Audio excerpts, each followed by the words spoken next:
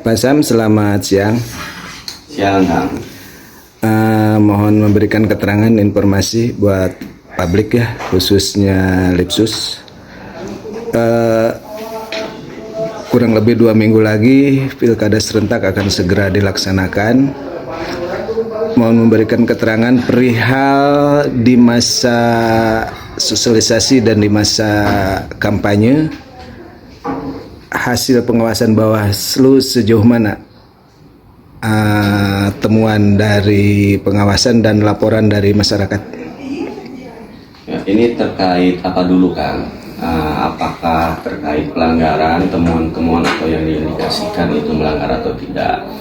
Kalau untuk sampai saat ini, Bawaslu sudah menemukan 4 temuan, Kang.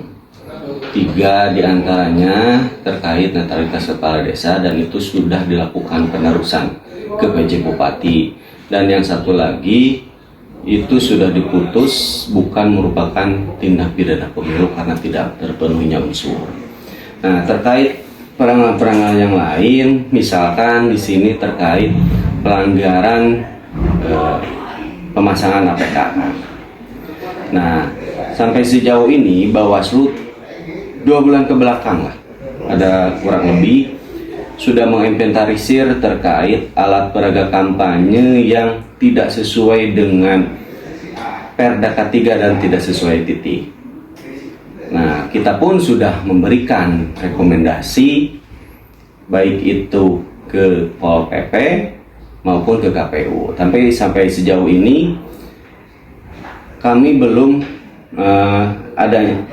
ada koordinasi lanjutan. Tindak lanjutnya pun belum dilakukan, baik itu oleh Pol PP ataupun oleh KPU Kabupaten Ciamis.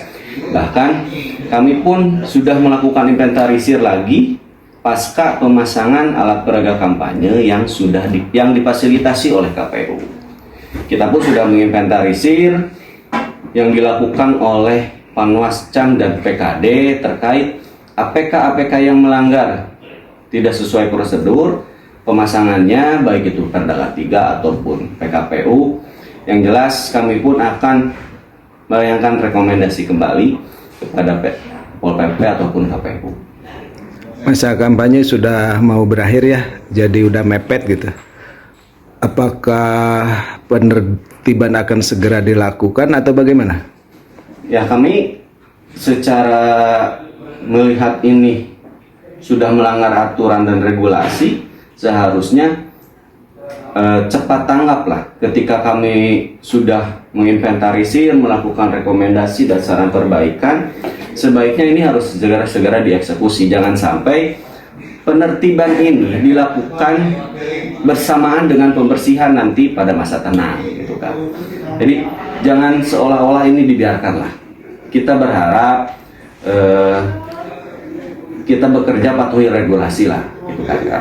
Karena memang ini sudah lama gitu kan terkait alat peraga yang terpasang baik itu di fasilitas umum, gitu kan. Jangan sampai ada bahwa ada yang tersakiti dan dikanibalisme, gitu kan. Disakiti di sini, jangan sampai permasalahan alat peraga ini menyakiti pohonnya, makhluk hidup seperti pepohonan, gitu kan, tiang-tiang listrik. Nah, seperti itu, Kak. Itu sebenarnya kewenangan siapa untuk menertibkan dalam pilkada serentak tahun ini? Nah, di sini kan kewenangan terkait tidak sesuai dengan Perda K3 itu ada di ranahnya pemerintah daerah, di mana Pol PP kan. Nah, ketika kita koordinasi terakhir pun Pol PP pun masih menunggu, gitu kan, koordinasi dari KPU. Mau kapan sebenarnya kami dan Pol PP itu sudah menunggu. Mau kapan melakukan penertiban, makanya kami menghimbau ke KPU segera untuk melakukan koordinasi lanjutan dan mau kapan melakukan penertiban alat peraga ini. Andai Pol PP pun kesulitan, koordinasinya beda ketika koordinasi pelaksanaan penertiban alat peraga kampanye ketiga pemilu, gitu kan. Jelas bagaimana kita koordinasi dengan Pol PP 3 hari setelah himbauan dibelayangkan ke tim pemenangan ataupun paslon ataupun peserta pemilu, kita langsung eksekusi. Ketika 3 hari tidak ditertibkan, kita langsung eksekusi dengan Pol PP.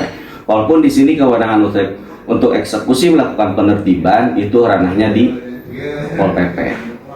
Kita hanya mempunyai kewenangan untuk berkoordinasi. Bagaimana kalau istilahnya tidak ada penertiban, sikap Bawaslu? Ya, di sini kan kita nanti hasil temuan ini, apakah hasil rekomendasi dasar perbaikan ditindaklanjuti atau tidak. Ketika itu tidak ditindaklanjuti, sanksinya hanya peringatan lisan dan tertulis saja, kan. Bagaimana harapan Bawaslu agar Pilkada serentak 2024 bisa berjalan sesuai aturan? Ya, kalau untuk melaksanakan Pilkada serentak 2024 ini sesuai dengan aturan, semuanya harus benar-benar melaksanakan sesuai regulasi, kan. Profesionalitas, integritas, baik itu paslon, tim pemenangan, dan penyelenggara. Karena tidak hanya untuk menghasilkan pemimpin yang berkualitas itu tidak hanya diperlukan oleh pemilih cerdas, tapi penyelenggara yang berintegritas pun sangat mempengaruhi nanti terhadap kualitas demokrasi ini.